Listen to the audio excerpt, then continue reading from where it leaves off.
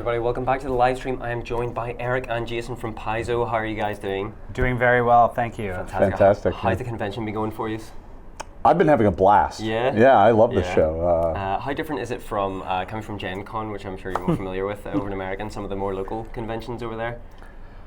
It's very similar, to be honest. It's the same sort of frantic energy of folks running around trying to buy their games, play their games. Yeah. What about yourself, Eric? I think Gen Con, Gen Con I think had 60,000 people last year. Yeah. And so it's been growing sort of exponentially almost every year. And the feel of UK Games Expo now reminds me a lot of like Gen Con maybe 10 years ago, that's really it's not very difficult to imagine a time in the not too terribly distant future where this is like a big monster just like that one. Yeah, we'll need a couple more halls, I think, for that to happen. It's cool. I mean, we go to a lot of conventions with Paizo, and then many of them, almost all of them, are in America. And so, one year I did 18 conventions in 1 year, and Comic-Cons and gaming cons and stuff. Yeah, it was too much.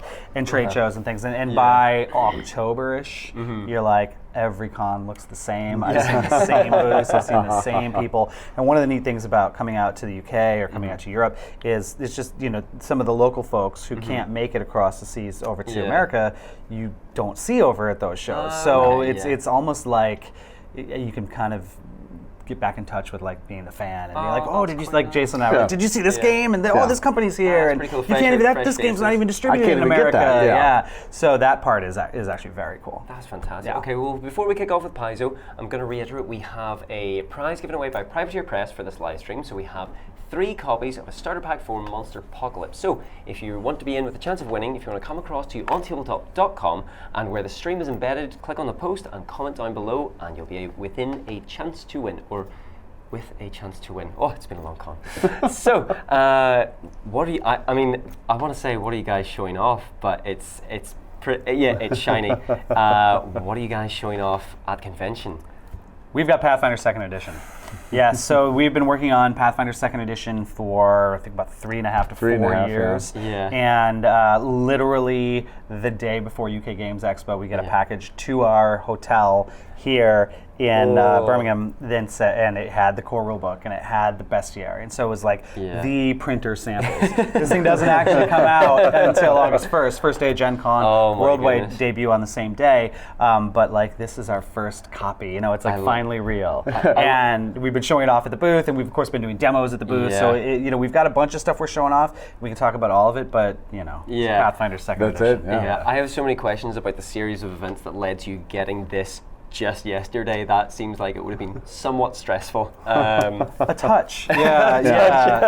Weren't sure if it was going to make it. We just got here, literally 5 days before this show. We were doing PaizoCon, our big local show in Seattle, Washington. About 800 big Pathfinder, Starfinder fans come together. Very sort of intimate event. And we're hoping to get the stuff, and it didn't show up. And then our production manager's like, but I think we're going to get it for UK Games Expo. And it's like, yes. And here it is. Yeah, fantastic. Okay, so it's been 2-3 years in development. So Pathfinder First Edition came out, you were saying, in 2009? 2009, yeah. So what's it like to have a second edition coming out? Like, when you release the first edition, are you ever really concentrating on, okay, what comes next? What's the second edition? Or do you just enjoy that it's released? I like to tell people that the design for second edition started the day first edition went to the printer. Ah, really? Okay. Because there are things that you can't do. That we just went, we can't get that in here. We can't make that fit. Yeah. We'll put it on a list. We'll think about it. We'll think about it for second edition. Yeah. So it's been 10 years since we've been keeping that list, and eventually it grows long enough that you go,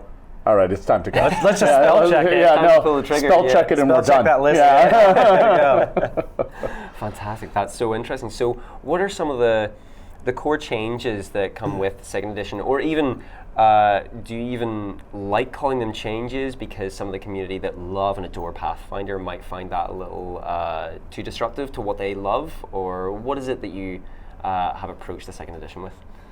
I think at its heart, our first objective was to make the game run smoother and cleaner. Okay. Make it easier for both the players and the GMs to get to the story, to get to the reason why they're playing.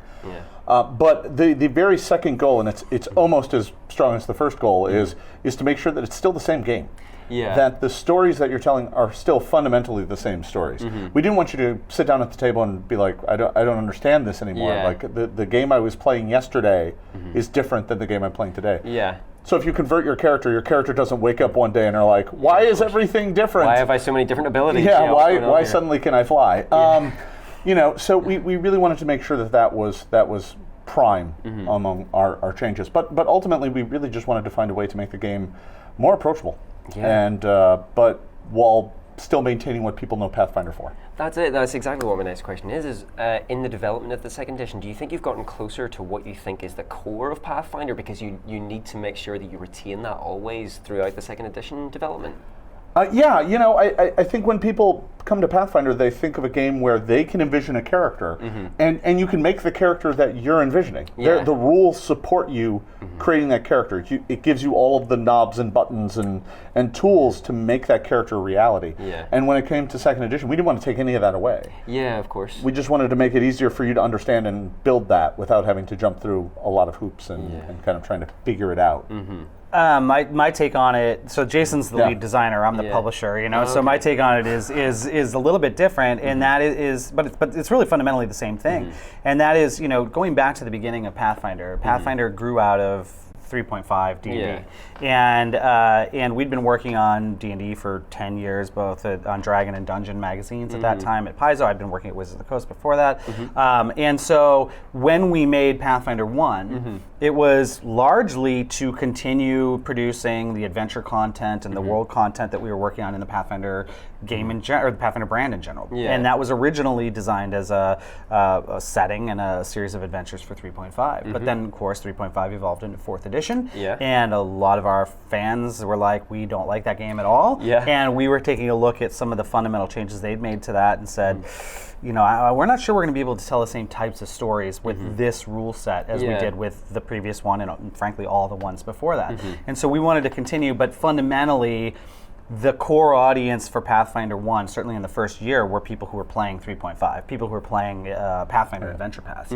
And so the remit now is quite a bit different. Now, so we did that in 2009. By 2011, 2012, we're putting out archetypes, which is a thing that had never existed in D&D, had not existed in Pathfinder. It's a different game, and so what Pathfinder was in 2009 is not the same thing as what Pathfinder was in 2013, was not the same thing as what Pathfinder was in 2017, but you start to see a lineage of let's go really deep into your character. Let's make meaningful decisions at every level. Let's, really build out both conceptually and tactically a character who can be really fun and really diverse on the tabletop. And so now we're building Pathfinder 2nd edition. There's a credible version of D&D in the marketplace. So I didn't just we didn't want to make Pathfinder second best D&D. I want to make Pathfinder first best Pathfinder. And so that's what we can do. 100%. So we start from scratch. We tuned up the math and the rule set. We looked at what people really want. They wanted that deep customization. They wanted the roots into the campaign that they can continue to play for years. And so that's what Pathfinder 2 is. It's the evolution not just of Pathfinder as a spin-off of another game, but it's an evolution of Pathfinder as its own thing. That's amazing. Yeah, that's really interesting. Jason, over the last 10 years as lead designer on Pathfinder, how much pride do you take in seeing the evolution of Pathfinder? From its first release, as Eric says there, into 2012 and 2013 with the archetypes. When the game released, we didn't really know what we had. We were like, here's a game. We hope you like it.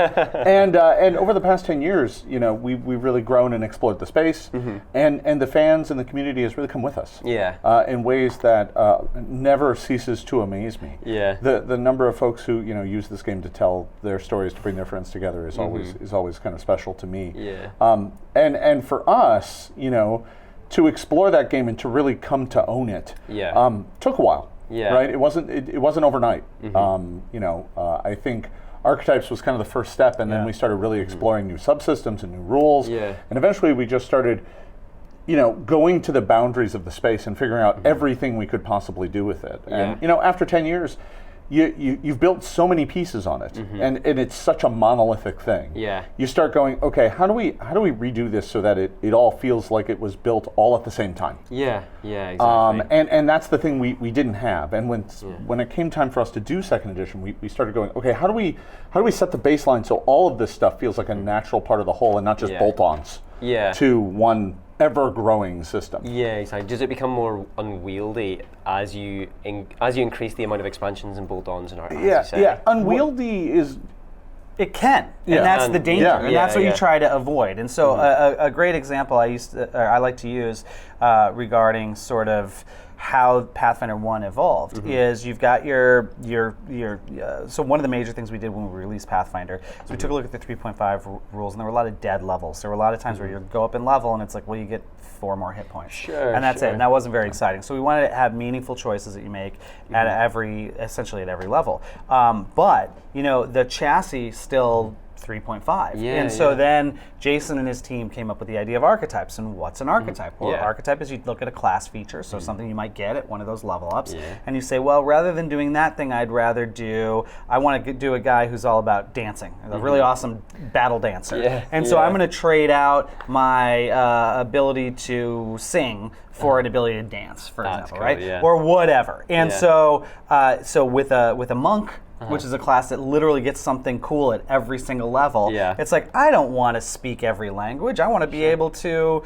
walk on air for 20 feet every day. It's like, okay, there's something for you to swap out for the thing that you get. But then you look at a class like the cleric, one of the most pivotal, most important classes in the game, and the design that we inherited and that we kind of spiffed up a bit, but not a ton, was, clerics get their diversity through their domains, through their spell choices, through their feat choices. They don't really have a lot of those class abilities. So if you compare a monk with 17 different class abilities to a cleric with 4, you cannot build the same diversity of archetypes. So players of a couple of the classes that just didn't have those things that you could swap out always kind of felt like they were a few steps behind. I think eventually we came up with ideas that address that.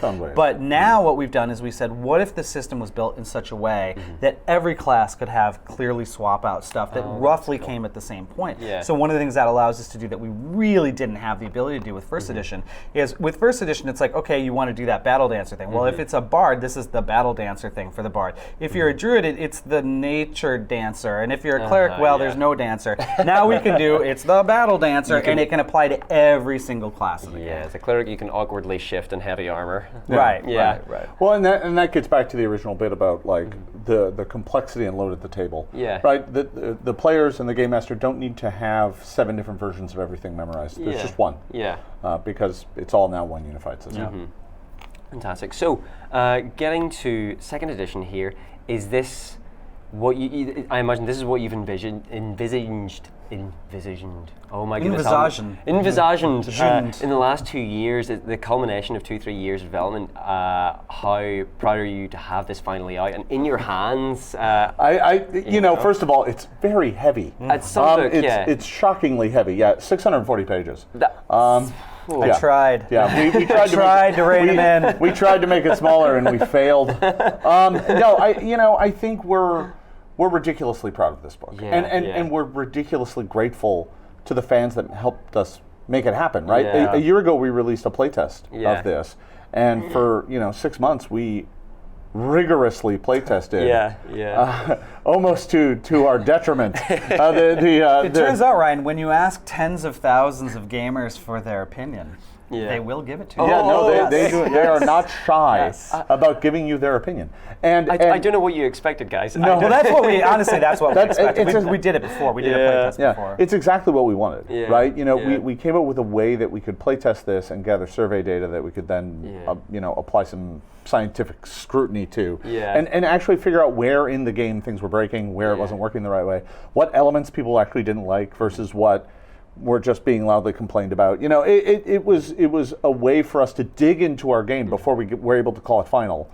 And really make it better. And I think it really worked. It really gave us a fantastic game. Fantastic. It's like, we knew the game where we wanted to take it, and then we also pushed the envelope a little bit to see how far others were comfortable with taking it. Then we got a ton of feedback from people who aren't us. I always say it's like, I've got some of the brightest game designers and developers in the business, but 30 of the top brains cannot compete against 30,000 top brains, right? And so now what we have is an amalgamation of kind of our stuff with some feedback that calibrates it to more closely match what the audience wants.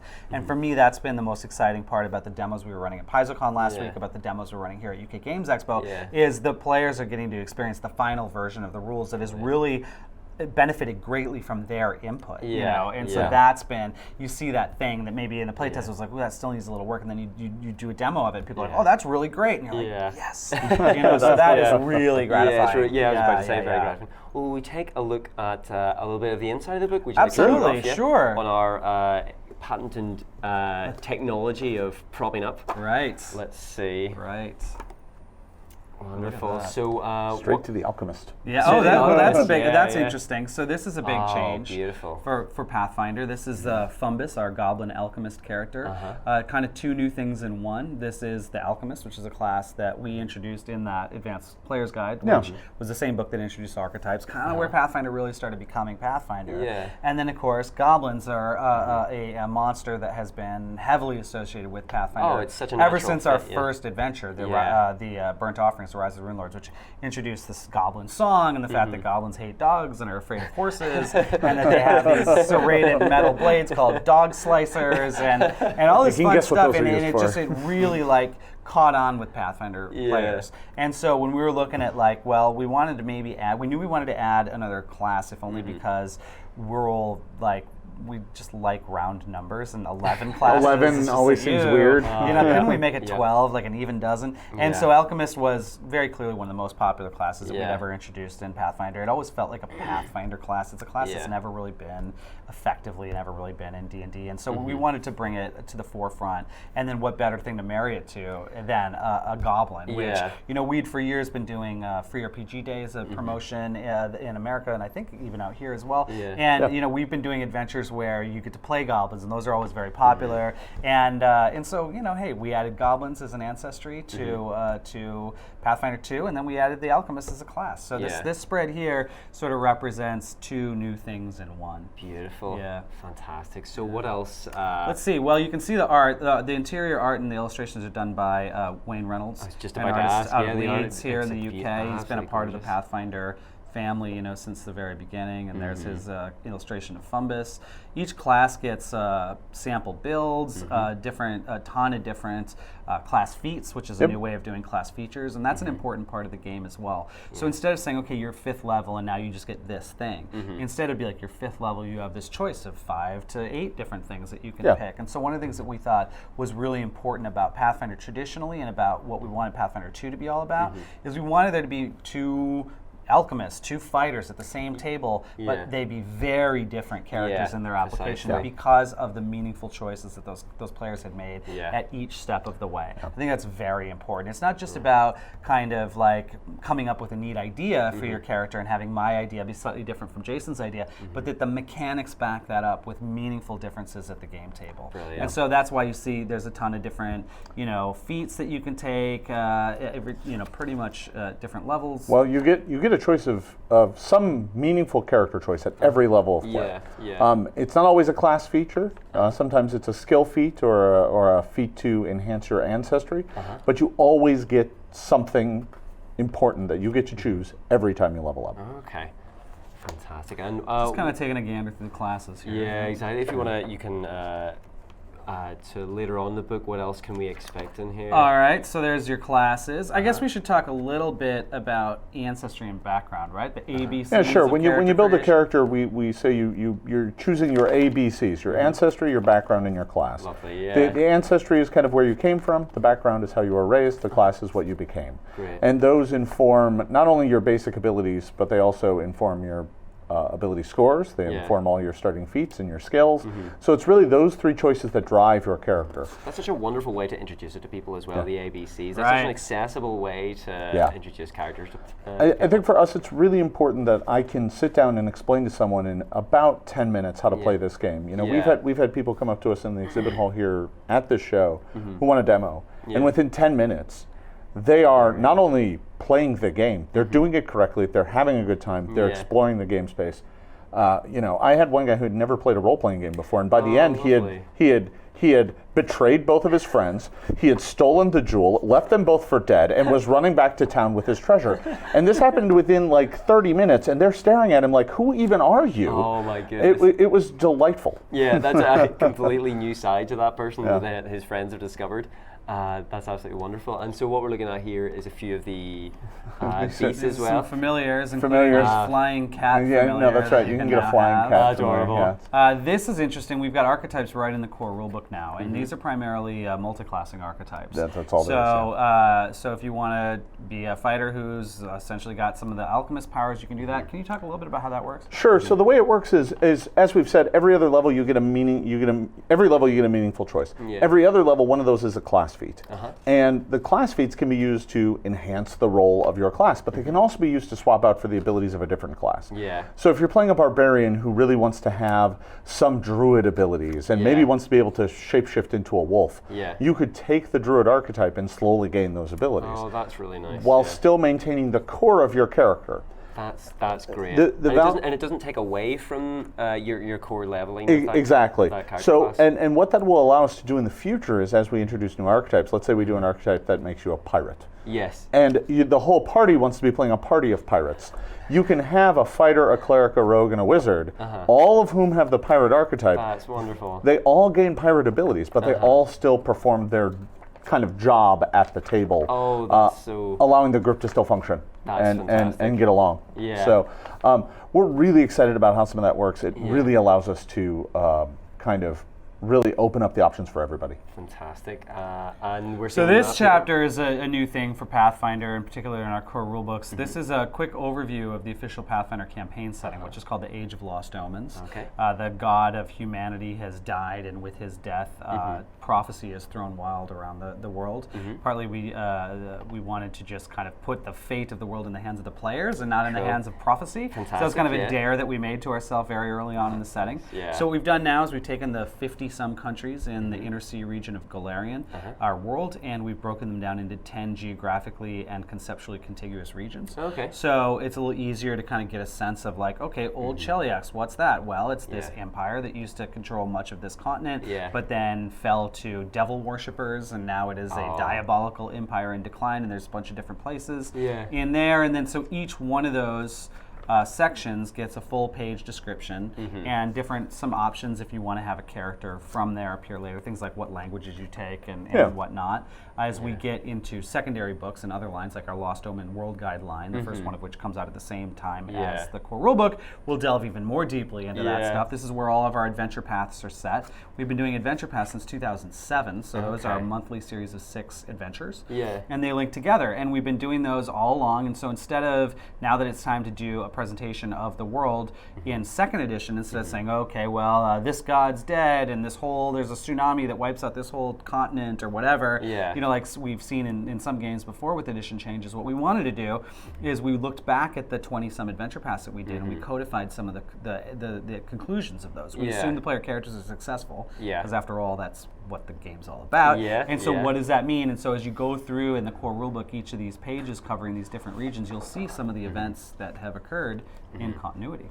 Fantastic. Yeah. And what is, I'm aware that we're running out of a little bit of time, and what I really want to get to is, for this 2nd edition, what are each of your favorite parts that have gone into the 2nd edition? What is the culmination of this development process? Eric, Jason, what's your own favorite parts that's gone into the 2nd edition? I'm going to take the easiest one. I'm going to leave you figuring out something more difficult there. For us, one of the things that I love the most is just when it comes to your turn, and it's like, what do you do on your turn? I look at people, new players, old players, it doesn't matter. I'm like, you get 3 actions. You get to do 3 things on your turn. You want to draw your sword, move, and attack. You're done. That's it. It's no longer this complicated rubric of a move action or a standard action or anything like that. 30 feet. And you can take an action. Bonus action. No. Now it's what do you want to do with your turn? Oh, I want to move over there and attack. Okay, you move twice and attack. Great, we're done. Cool. Right. It really makes it so that you can kind of explore the space with 3 different choices. And so if you need to open a door, if you need to draw a sword, and then that forms all of those basic things kind of form the core of the game that's easy to teach to folks.